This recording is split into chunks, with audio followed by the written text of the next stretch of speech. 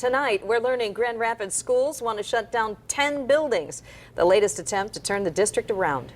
If the proposal passes, it would mean the district would have closed 35 buildings or programs since 2001.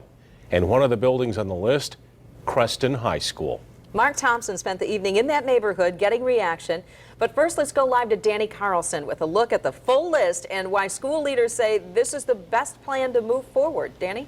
Sue and Brian, this is the superintendent's idea of what should happen for GRPS for the future of public schools here in Grand Rapids. Now, in it, Superintendent Teresa Weatherall-Neal points out some sobering statistics, like less than half of GRPS students graduate right now, and the dropout rate is at nearly 20%. But she says it's not too late to turn the district around, but GRPS has to do it now.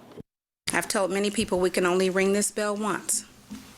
We have to do it right this time and do it now. And Superintendent Teresa Weatherall-Neal wants to ring that bell loudly, shutting down 10 schools and repurposing even more to make GRPS competitive once again. I get that this is really, really hard.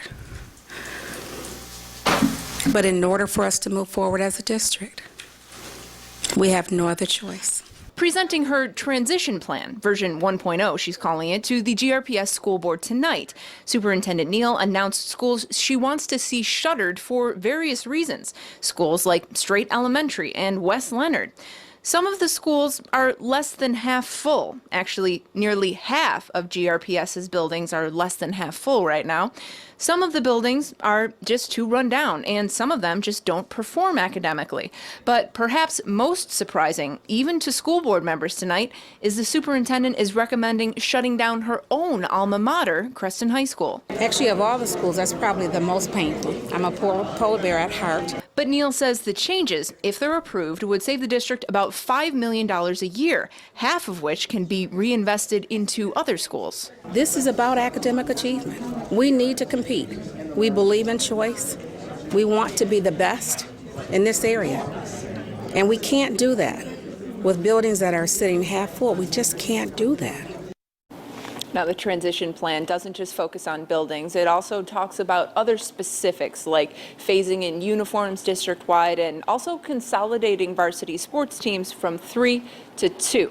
Now, I do want to stress that this plan is not a done deal by any means. There are still several public meetings that you can go to give your input before the board does its final vote in December. Now, we do have a list of those meetings, places, and times, and we also have the full and complete list of school closures and a link to this plan on our website, woodtv.com.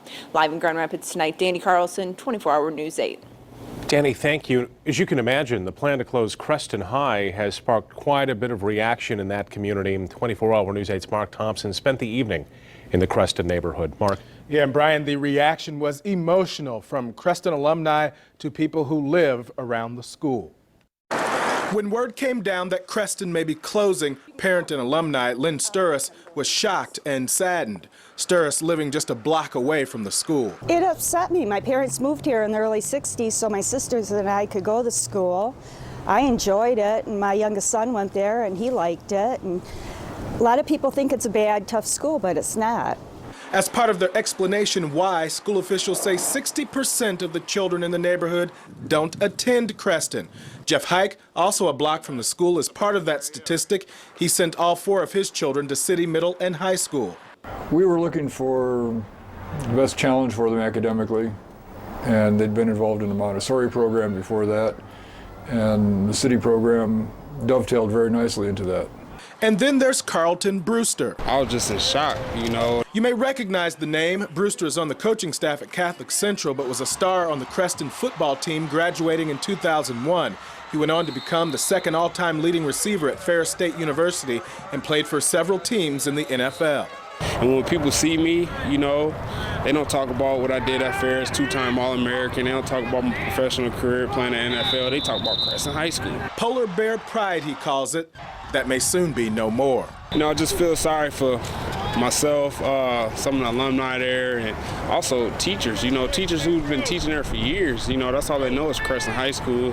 And now, all of a sudden, next fall, they got to be, working somewhere else. And it's a sad thing for Creston High School and all the alums who went to Creston High School.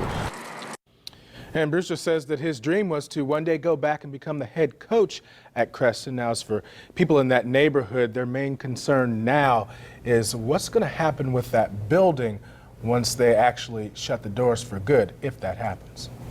You wonder if they're going to lose a little bit of the sense of identity in that neighborhood because that school plays such a prominent role right now in that neighborhood. It's a major part of the neighborhood. As you look at that area, it takes up, more than a block. It's a huge facility out there. A lot of people upset tonight. Yeah, understandably. Thank you, Mark.